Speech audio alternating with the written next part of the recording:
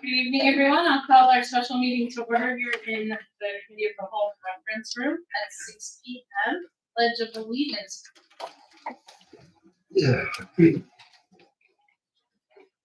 I pledge allegiance to the flag of the United States of America and to the republic for which stands one nation under God, indivisible, with liberty and justice for all.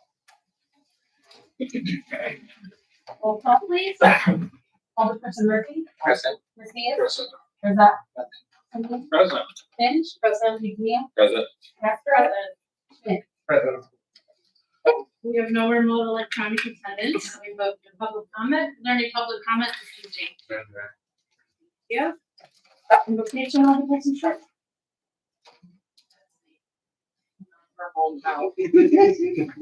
Okay, questions on the agenda? I have no corrections.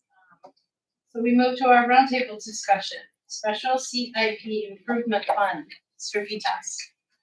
Okay, well, as you know, we have been slowly and methodically progressing through all things budget, which is good, and trying to wind down and finalize the special CIP fund before we move to our October budget workshop.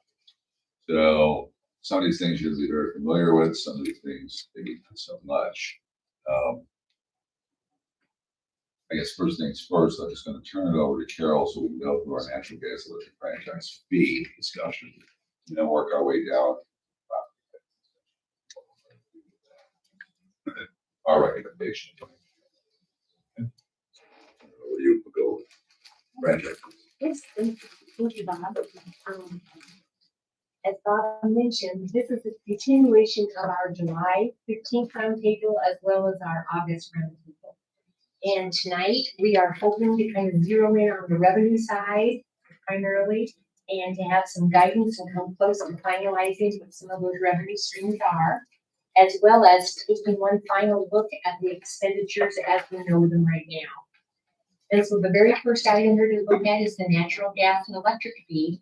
And as Bob and I are pulling out that ordinance to bring forward to you, as we've been discussing this last couple of meetings, we noticed that the ordinance that was approved back in 2023 actually includes a rate increase of 3% that is effective for January 1 and 26. So there's actually no action that is needed. I have attached a copy of that resolution that was adopted.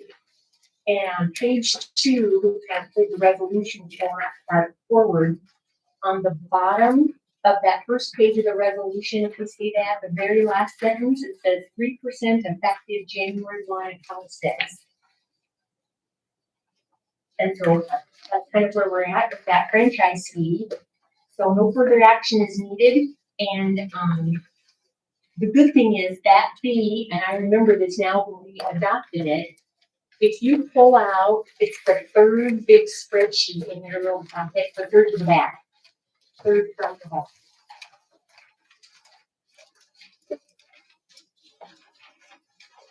And if you look down that 26 year, there you will see that natural gas and electric franchise fee. I highlighted it in yellow, $1,846,000 projected for 26.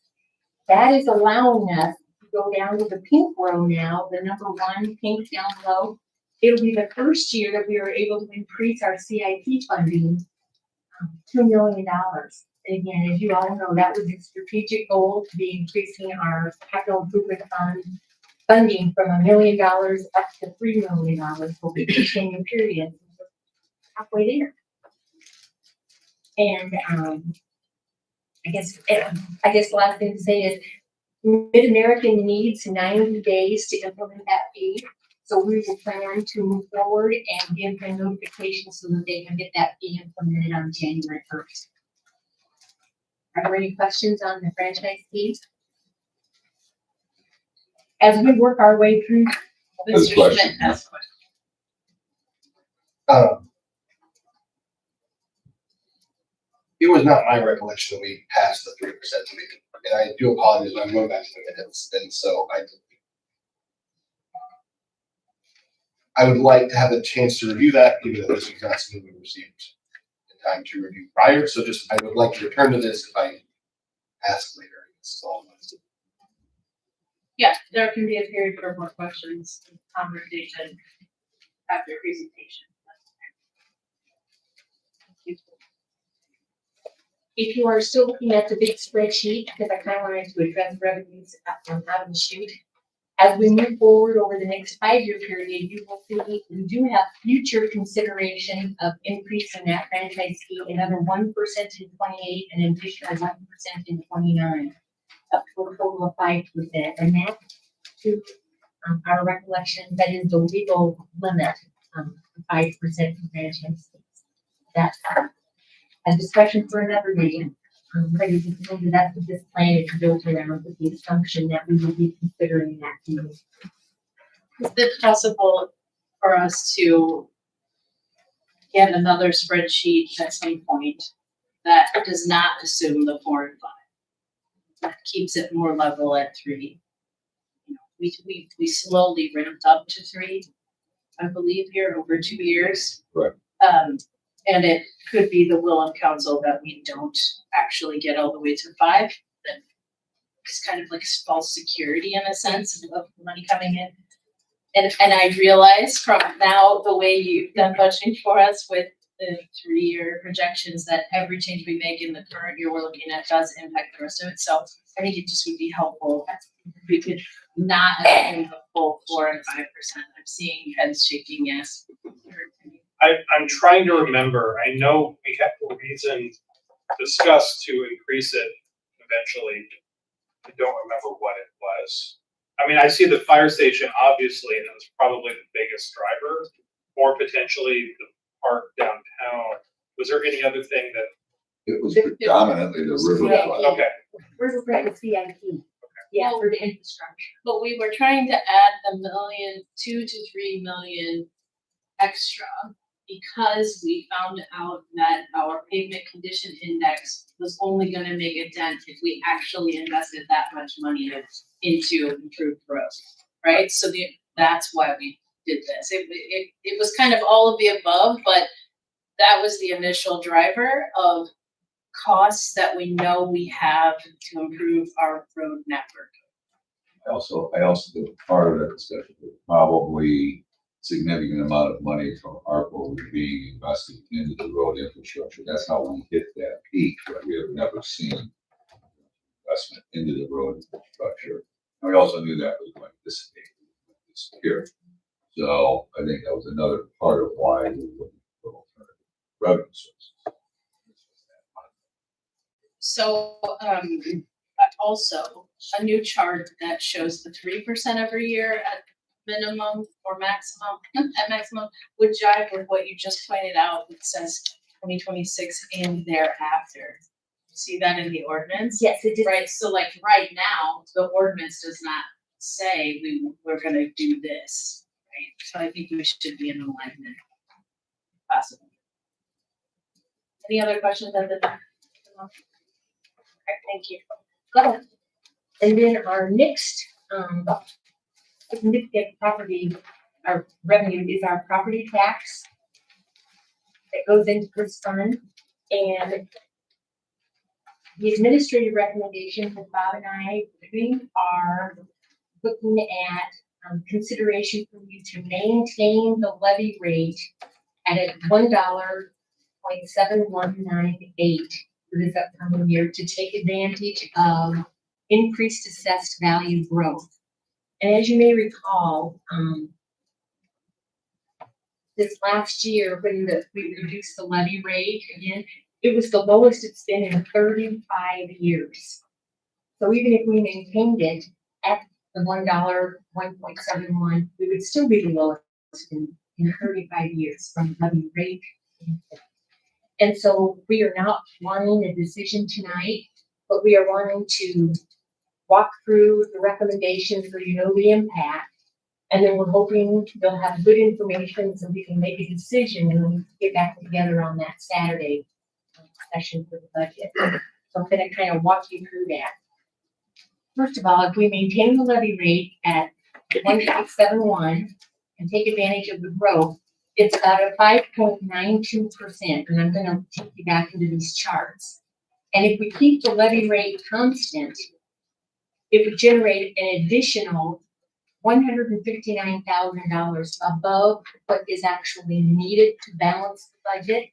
And it could go straight into the CIP fund for a total of $359,000 annually. And that $159,000 over a 10-year period is about $1.6 million of additional money for this fund exclusively. We wouldn't be using it for anything else. So now, if you go, the big chart that you have on the spreadsheet, go back 4 pages back. And you'll see 25 versus 26 property tax allocations. Questions? Everybody on the page? First page after the ordinance. So you go forward, I'm sorry, go forward, got 4 pages. Yep.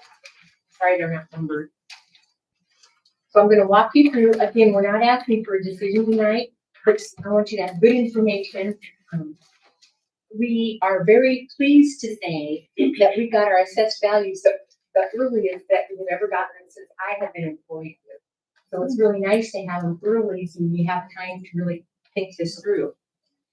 So the very first line, if we look at our fire pension, this is our annual contribution into the pension fund. It is mandated by the state of Illinois. It is calculated from an actuary through the state of Illinois because they manage our pension funds. And so that actuarial report is stating that the amount that we need to keep the fund on track so that we're meeting our 90% obligation in the years 2050 is to increase our contribution $163,000 or about 7.6%. So that levy would be going up to $2,317,000. For police, it's just about double that. And again, how these actuaries come up with the numbers, it's based on the rate of mortality, our rates of salary increases, any new positions that we have, those types of things. And it's calculated third party independently. So that's the police and fire pension. Then we have our general levy. And over the last couple of years, we have put 100% of this new levy amount into our special CIP fund. And so again, if you look at the big spreadsheet, if you still have that out, and you go down that column, you will see it on the property taxes, the first yellow.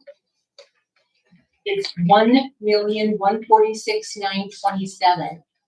That is a combination of the 987 that you see on that third line, back on that previous page, the 987, plus the recommendation of keeping the levy rate the same, so taking the additional 159,303. So that would be a total of 1,146,927 going into the special CIP. The next line in on taxes is our debt levy. And the only thing we pay out of our debt levy is the principal and interest on our pension obligation bonds. And for 2026, it just happens that the P&I is going down about $35,000. So it's $5,090,000 even. And then we've got our parks and library funds that in the past we've been doing about 3% a year. It's not a lot of money into those funds, but with that 3%, we were able to balance those funds for the library and parks and keep them total. And by the end of their 3-year budgets for 26, 27, 28, they are keeping within that range of 20 to 25%. I think they're both roughly about 22%. But that's working. And again, with our annual salary increases actually being 3.5% or better, and then the cost of inflation, they actually did a really good job to try to keep the budgets balanced within that 3%. So then the next line is the gray. So first of all, I'll stay at the green. So the total which would be the minimum property taxes that we absolutely would need to balance the budget as we're now preparing, would be $837,582. And it is just shy of a 5% increase. That's everything all in that we need to balance. Now we're wanting you to potentially consider an additional levy dollars, keeping the levy rate same for $159,000. That would bring up the total to $996,885. And that does push us over the threshold for meeting the truth in taxation public hearing on those taxes. So to keep it, we would have to have one more step in the budget process to have a hearing. But again, that $159,000 annually would accumulate to $1.6 million over a 10-year period. So there's a lot of things, either from an infrastructure standpoint or riverfront development we could do. So, some things to think about. And then just very quickly, and I'm happy to answer questions and chime in too. We'll take a quick look at the values on the next page, just so you understand what's happening to the growth. The very next page. And this comes right from the county assessor and these numbers view. And if you look at the very middle column, and then that first bunch of rows, you will see the net increase in the EAV with no new construction, 5.83%. So that is existing property and what the growth is on existing property. If we go over to the very last column in that first section, if you add in new construction, we've got some new dollars as well. It's a growth of about almost 5.92%. And when you look at residential, it's in total, the growth in residential, 6.46%. Our commercial is 4.85%, industrial at 6%. So the total down there in this is the second group of rows, 5.92%. We had very good growth within the city. We can be very pleased. When I first came on board, even less than 1%. So it's been wonderful that we have some growth. More growth. Is it correct to say this would be the first year we have growth without the impact of ARPA? Or did we have some overlap with when we've spent ARPA, or it's not related? It's just the assessed values of property. So when Okay, people buy right, and sell got it. properties, typically when people buy and sell properties, Right. and increase the cost of the home, it's Yeah. added in by the county. Yeah. Full assessor and the county. People take out building permits, add additions, those get added on as well. So that the growth dollars on residential are based on that. Same thing. So applies it's- to commercial, new commercial construction, new residential. I guess I'm mixing up incorrect. The narrow lane of property growth and overall economic. I guess at some point, if you can tell us, like, Got it. when we hit that, we're seeing growth without the help of ARPA. That would be a great question to know.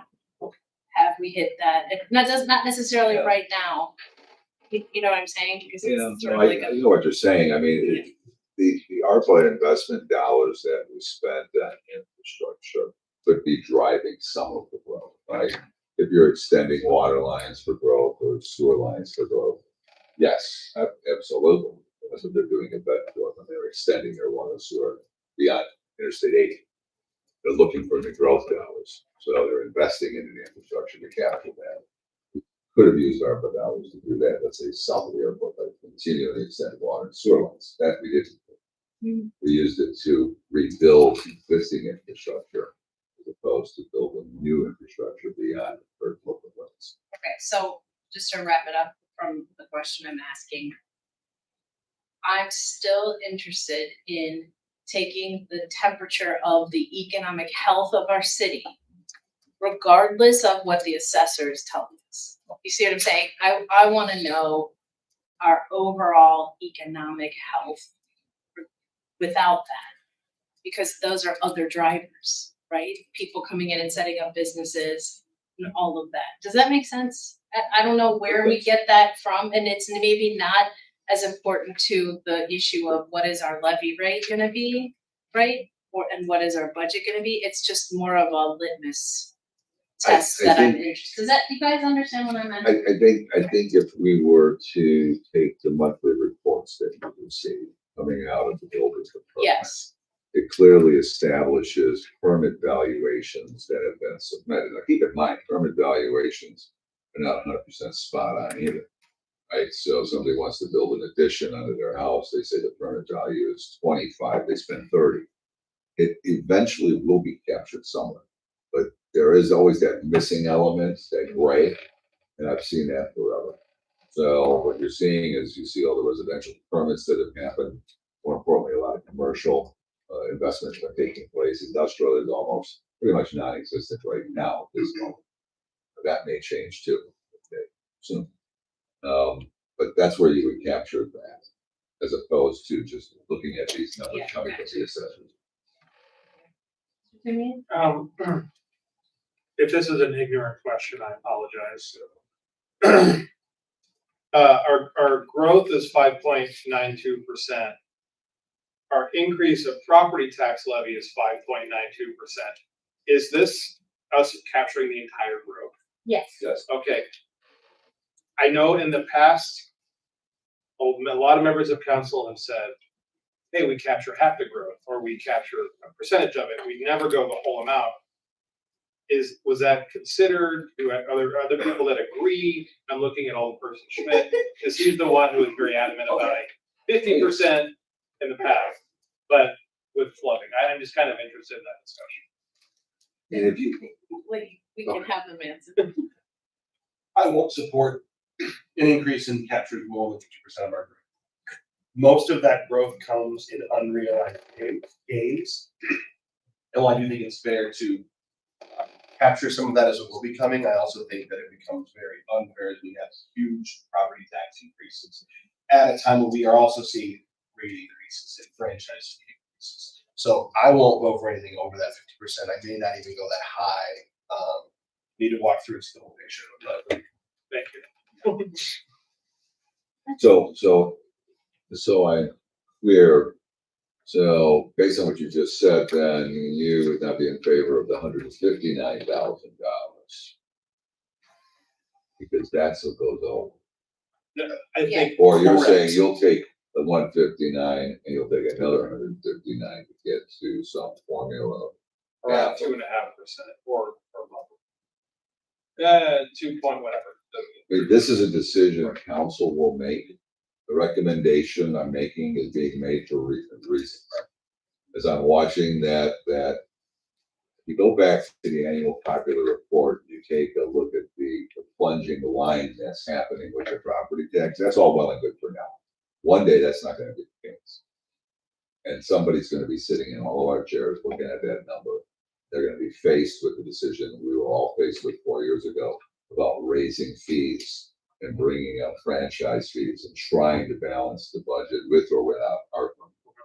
And they're going to have to adjust that property tax like the school district's been doing. Well, we've been plunging, they've been claiming. So let's be fair to ourselves. We have been responsible. And I'm just saying, I think we've been responsible enough to let it plateau for a while. Because we do have a riverfront that has to get redeveloped, and it will not be fully redeveloped with private sector funds. It just won't happen. So what it takes then is for when we get to those budget meetings, especially that October one where we usually end up voting on what that levy is gonna be, right? Right. Every council member needs to know what number they're comfortable with and what out of this chart doesn't get done at the level that you described, Yeah. right? Because that's the consequence. Yes. It's fine, but we need to fully digest that before, is it October 18th? Right. Yeah, Yeah. so that's also the reason for the request I had earlier on the 3% for these other years, because it probably brings it down. The consequence makes it real, Right. along with a potential lower levy than what you're recommending. It will just reduce the available resources for things such as the riverfront redevelopment. Really. That's gonna be the biggest impact because the fire station is a bond issue. So that's kind of a protected issue as opposed to the river. That's helpful clarification. Well, Thank you. thanks for your input. And I might have Yes, Mr. Schmidt. While I have serious doubts on capturing 100% of the growth, I also do think that another fair way to measure this and look at is that we continue to revert to trying to hit that same percentage. And I think if we're not going to try and not capture 100% of the growth, at the very least making sure we don't see, keeping at a, and of course it changes, because we know with appeals and everything, it's not moving up, but trying to get as close as you can, hey, we're gonna keep it about the same rate we had is I think very fair. In the dollars. Yes. Oh, Yeah, so that's trying to keep our target rate around that same by fall position. okay. Yes. I'll point out too, when we started 4 years ago, the rate was over 2. Yes. And now the money's gone up, but that's because property value has gone up. We've lowered the rate. And Carol, do you know Rock Island's offhand or any of our neighborhood cities? I remember they were like 2.5%, 3%. Yes, they're higher than that's like next Tuesday, we have another budget work session. So I will update these numbers and charts and I will give you some history. Thank you. As well as for other meetings that have, the remaining taxing. Okay. You got good information. Yes, Mr. Mercier. Thank you. And I recall, wasn't the Quad Cities a little higher than most other municipalities across the state? I remember seeing something like that. Yes and no, information was presented to us that was attempted to make it look like that, but most of the cities that were at lower, especially lower than where we are now, had separate park districts and separate Okay. library Yes. boards. So there are some that certainly were lower, but it was not as clear as it was once presented. Thank you. So any information in addition to just the numbers would be greatly appreciated. And just a little on that, one of the communities also had a 3% sales tax because they were a college town in the middle of the state. So it was a very unfair comparison. But I think for our kind of community, we're doing really, really well compared to all the other river towns, Quad Cities. Thank you. Please continue. I will. And so I just wanted to, again, no decision tonight, but just so you know the impact, I always want to tell you what the impact would be. If you were to approve the recommendation to keep the levy rate the same, on the average residential property, it would be going up about $44 a year, or $3.67 a month. So it's that next page, and then on a commercial, $183 annually for $15.25. And then just for comparison, if you want to write this down, I'll show the amount that of like when I'm saying to maintain, it's the kind of the required level levy amount. So we would say normally to pay for the fire pensions and the parks and all that. Reducing or keeping that at that 4.97% back on this page was reduce the levy rate to 1.7044, or it's down about 1.5 cents, 1.54 cents. And that reduction would be $5 a year on residential and $33 on commercial. And again, the dollars we're looking at would be 100% of that, those extra dollars going into the special CIP. So, thank you so much for that info. That's very helpful. So 4.92, right? 92 is the minimum we need to cover all of our pension, other like mandated bonds, et cetera. All in. And the normal CIP that we put money toward. So minimum, your recommendation is 4.92. 97, sorry. Which reduces the impact on residential and commercial. Well, I mean, it reduces the up, it brings the up down. Instead of $44, it's 30. Oh, thank you. I'm sorry. And instead of 183 for commercial, it's an even amount, 150. Right, and I would just have to compare $39 to whatever Yes. the increase was this year, Yes. which I can't remember. Hold on, I got it. Next page. Next page? Next page is the total impact. It was it was $21. Last year was Or $21. the current, not last year, the current year. This year, people are paying $21 more. Yes, And next year, at our minimum, they would pay $39. yes. Okay, thank you. I just needed to say that. Get it in my brain, That's thank special. you. And so then this last page is the one you've been seeing all along when we talk about the utility rates and highlighted. That is going to be in front of you with an ordinance here on September 23rd for those utility fees. But if we look down the line then on 26, the property taxes we just talked about, keeping the levy rate the same would be $3.67 a month for residential. The franchise fees, $2.47. And then go to the total down there. The monthly impact would be $9.77. And the annual amount would be the $117.24 in that yellow red box.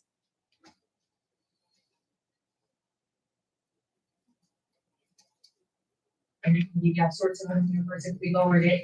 Crunch it. But yeah, that is kind of a starting point, and it's actually in your packets again. You're gonna be getting the agenda out, all these property tax numbers again, but I will enhance it for our discussion next Tuesday as well. But I'm glad we have an opportunity to have this early, so we can really kind of work through it prior to October.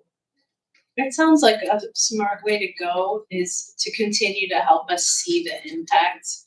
And because you put the minimum on that first page, the 4.97, if you could give us these kinds of rates changes or the impact on the household monthly and annually, not only at your recommended, but at the minimum, that Yes, that's the minimum we need to compare. And I've got that actually, if you wanna write it on, but Okay. I'm happy to push it. For the property taxes, the 367 goes to 3.25. And then the total monthly, the 977 goes to 9.35.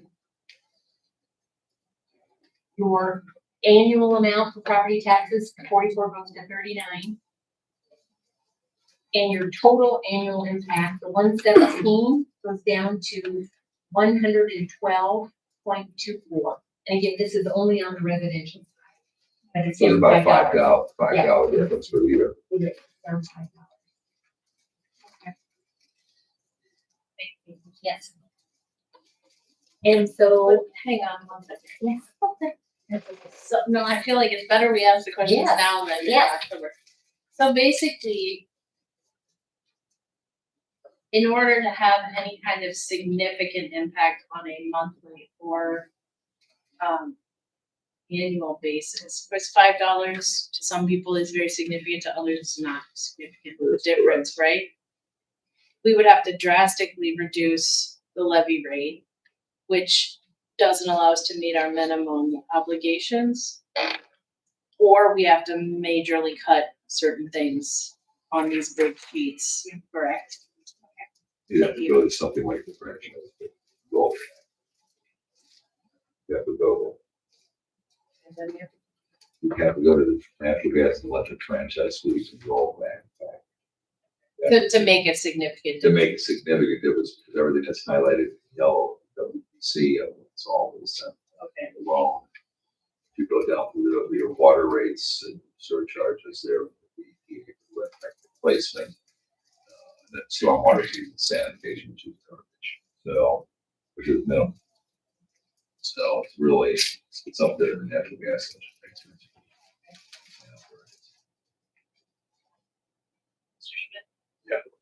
And now's the part of the meeting when I start arguing with myself.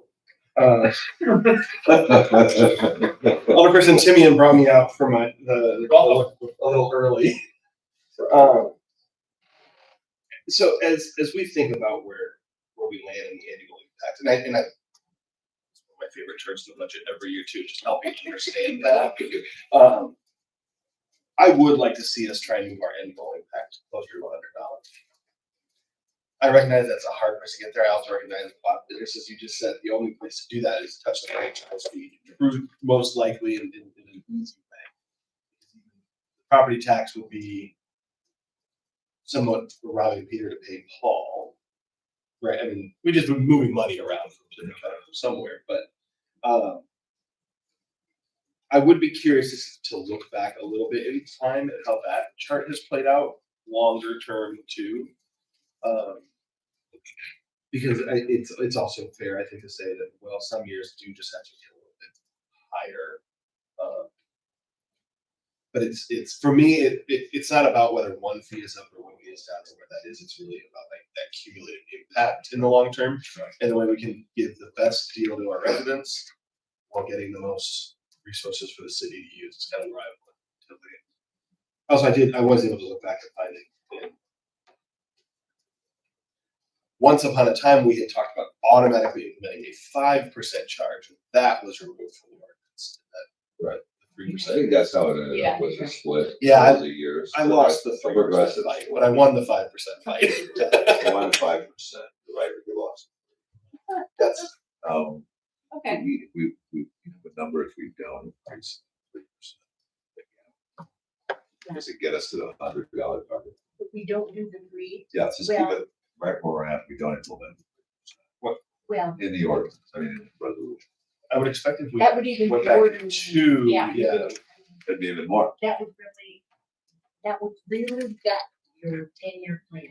It really would, but it would cut, on the franchise, it would cut $923,000. Yep. Okay, not doesn't Nearly a million. Yeah. Okay, thank you. Yeah. well, a million a year, I mean, the CIP would have to come back down to the 1 million instead of The two. Right, and when you come, this is the tough spot we're in, right? We know from the community survey that roads are really, really important, and that's what we're trying to find. In addition to the riverfront and all those things, but that's Right. where it's going. It's And our investment in the Road riverfront is the public purpose side of the 15 acres. That's where our money is going to go. It's going to go into improving the park, putting the amphitheater in place, putting the play areas in place. That road infrastructure that was in the plan. The other side of that is the private sector investment that Chris is working on all the time. That's the residential, hotel, other commercial users at grade, that type of development. So, there's a balance there. And a lot of what our public infrastructure side of the house is going to be pursuing grant funds, which today difficult at best. It doesn't look great politically. I want to be frank. It just doesn't look great. We had this conversation yesterday about those office. We're competing for money that may not align. And but we're going to pursue it. We're still going to pursue the money. I just can't predict whether it will be as successful. we're talking about the build grants. Like the build grant. Is raised, like not a single, I may have said this when we found this out, not a single Illinois city got any of them. Very small amount of leftover out of that work, so even though, anyway. The we good can move news on. is that they replenish that. Because both sides of the aisle love that program. They do. So it's a good possibility that when we reapply that we might have access to that. Continue, please. Okay. So we've talked about some of the other revenues, but if you follow on your big spreadsheet down the row, we've got the transfer into the Canada to 215. That's been a nice steady number. The amusement tax is coming in strong, as well for $500,000. Then we are anticipating some potential land sales, and then we've got interest income, and like Bob said, if we, as a placeholder, we put some potential grant revenue in there of a little over $1 million a year. Any money that we would get most likely will have a match, but it's also down on the expenditure side. So brunt of the revenues are the franchise fee and property taxes that drive this program. And then going down into the expenditures, because that's the next thing we want to touch on. First pink line going across. We talked about that. That's the CIP going up to 3 million. So in the 10-year plan, as it is presented, it was $24 million of additional infrastructure projects, which has been part of your strategic goal. The next line, you'll see the riverfront. It's that $1,250,000. It's from up above, and we'll get grant money. So it's just following that out for 10 years. So that is, I'm not saying all, but if we get grants, it's an in and an out. It'd be very valuable money. I'm going to skip the yellow line, but we've got Central Fire in there. $25 million for Central Fire, potentially some improvements at station number 2. We've got it in there for a total of $27 million. And then we have some placeholders for City Hall. And we don't have any number 5 for parks. When we presented this back in July, we kind of felt that you were wanting us to take a look to see if we can get parks to balance on their own, and we were able to do that. And we'll go through that in October. Very pleased. They redid their budget, they reprioritized, and so no additional funding is coming out of the special CIP. We still got a placeholder for Bridgepoint that may change a little bit with some development that's going down there, about $1 million per placeholder. And then I'd like you to turn to the very last page, because our last meeting in August, when Trevor did their presentation, he would ask us to come back with the impact. Their proposal for the impact would be, and we obviously can chime in with this, but the first option there is the Trivers full-scale city hall remodel. If you recall, they presented 3 recommendations: 13 million, roughly 13 million, 15 million, and 17. After we kicked it around, the numbers presented here are the 15 million, which would include the basement. Yeah, I believe so. Yes, it's all 3 levels. Yes, all 3 levels. And so back in July, when we presented this to you, if you recall, when we had the bonding set at 20 years, there wasn't any money left at all for the room. None. So now we went back and we pushed the bonding out to 30 years to make that work. And of course, if you push bonding out for 30 years, it's going to be expensive. And we had to do it for both City Hall and Central Fire. So you'll see in the fourth column over GO bond number, there's 30 years for both of those under this scenario, option 1. And then highlighted in blue, that is your total principal and interest. For City Hall would be $31 million over a 30-year period, and the fire station just shy of $50 million for a total of 81. It was went 30 years, both of those. And as we looked at some of the other benefits, we talked about it that night as well. If you did try to renovate this building, it would maintain the downtown presence instead of all being here. Doing this option of pushing it out 30 years does allow $10 million over a 10-year period to remain in the riverfront. But again, it's not like you have 10 million up front. It's a scattered amount over the course of time. So it's a little bit of a slow move. But if there is 10 million, much better than 0. But you have to spend 15K twice to get. I mean, 15 million. To spend money to make money. Doubling the cost of the project. So in the That's notes, the downside I didn't put it, but in my red ink pen, I got, this is a very costly option. But, so, That's what you wrote. I did, Costly yeah. action. Yes. The 15.5, that feels like it's keeping the paracone parapet. Nope, go on. So I thought that was 18, 1.8, That's, that was about $2 million. and for all then of that. solar was an extra 1. Something like that. And the math is not working for me, because just removing those 2 should bring it below 15, so. Unless we've seen new increases in the last month, which is possible. I'm curious to know what the 15.5, We're spitballing because we don't have a hard record. that's fair. I think that's probably as close as we can get. I mean, 8 million of it is just infrastructure of the building itself. It's not even any physical space improvement. Replacing the HVAC system, the roof, waterproofing the basement, and then just leaving. That's the 8 million. Another fire station all 4 years. And that is the option 2 that Bob is referring to. Option 2, we reduce it to 8 million, just do some extensive maintenance. We would push that bonding down to 15 years instead of 30. The central fire, we could bring back down to 20 years, which makes it more affordable. So then the total cost of the principal and interest on the bonds, taking out 31 million down to 50 million. If you take a look as far as long or short-term solution, City Hall, we believe that is a short-term solution. We just need for maintenance, but it is long-term for central fire. And it does continue to maintain $10 million available for the riverfront. Again, crunching years, but we're still getting 10 million over the period.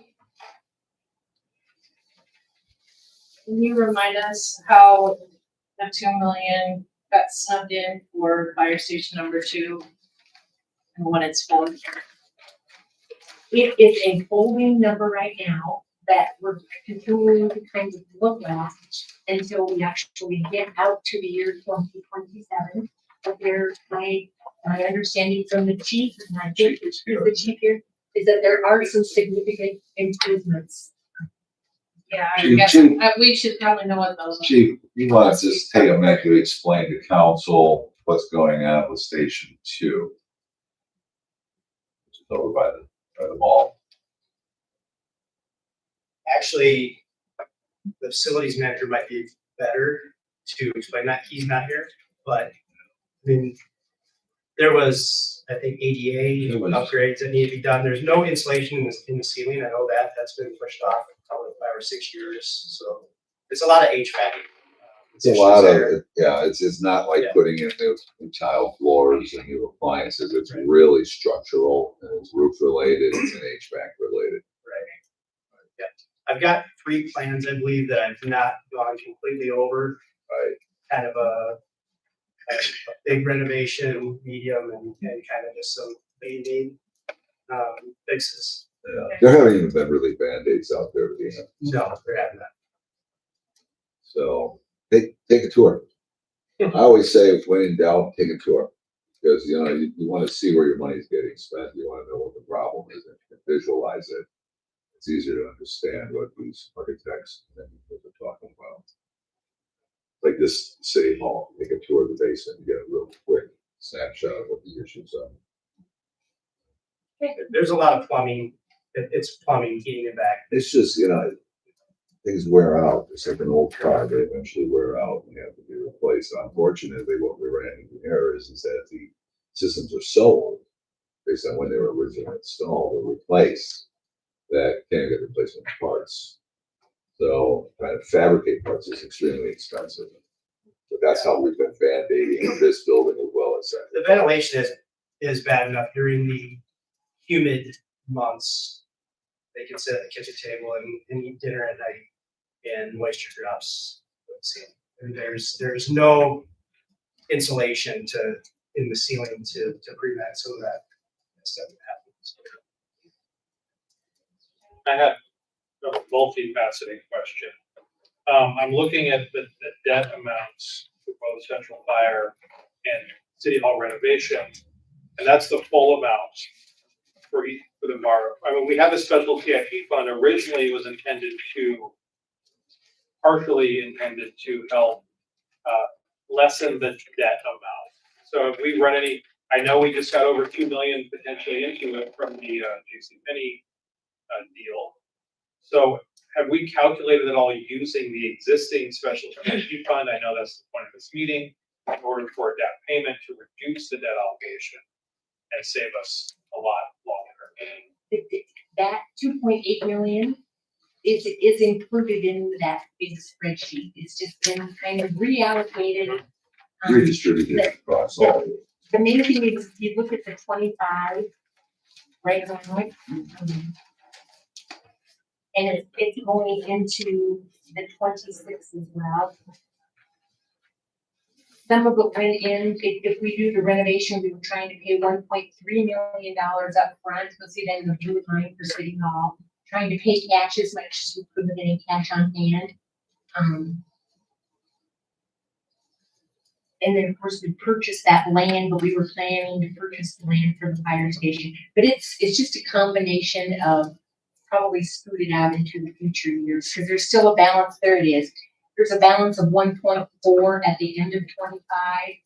So if we take the 1.3 in cash for City Hall renovation, plus the cash on hand in the green, there's 1.4 that was unallocated. And then we allocated it in future years to try to make everything work out. Thank you. Anything further this one? I might just mention that, we've got a lot of work to do between now and October. We're gonna continue to talk about property taxes. Yes. But just to kind of keep in mind what Bob and I were talking about, these are such huge projects, and we're talking about City Hall, that we would like consideration, that as we present the October budget, that we would like to leave the bonding for City Hall out of the scenario and put on. That's what I did here. Have to sit and take your time. Excuse me. We'd like to take the bonding, the bonding for City Hall out of the project and put it all up in the yellow line for the unallocated. Unallocated for future. Yes. As just a placeholder. And then as soon as we know how much in bonds we'd be issuing, then we redistribute it into the correct tax. It gives us time, basically giving council time. And we can amend the budget, and we may know in October, November what those numbers will be, but if we don't, we'll at least adopt it, just leaving the revenue wide and make a good decision, and we can amend the budget. We may not have all the decisions within 4 weeks. I don't think it will. Sure. Yes. Thank you. And these rates, interest rates, they're subject to change, right? So Absolutely. That was one of the hardest parts. I think you would have noticed for the fire. I actually talked to him about this. On the first scenario, City Hall was at 4.9% for 30 years, and then he's got fire, this is our financial advisor, at 4.6. That is their best estimate of where they actually think rates may be coming down. So waiting a year for the fire station is a lower rate. But again, that shifts day to day. Any other questions from the council? Thank you very much. We move to executive session. Your Honor, I make a motion that the council convene an executive session for the purpose of discussion of property acquisition -5 ILCS 120/2C5, price setting for sale or lease of real property -5 ILCS 120/2C6, pending probable or imminent litigation -5 ILCS 120/2C11. Second by Alderperson Schmidt. Roll call, please. Alderperson Schmidt. Aye. Murphy. Aye. Yes. Aye. Left. Aye. Ingram. Aye. Hitch. McNeil. Aye. And Kern. Aye. You have to move. Thanks, everyone. We'll move to executive session.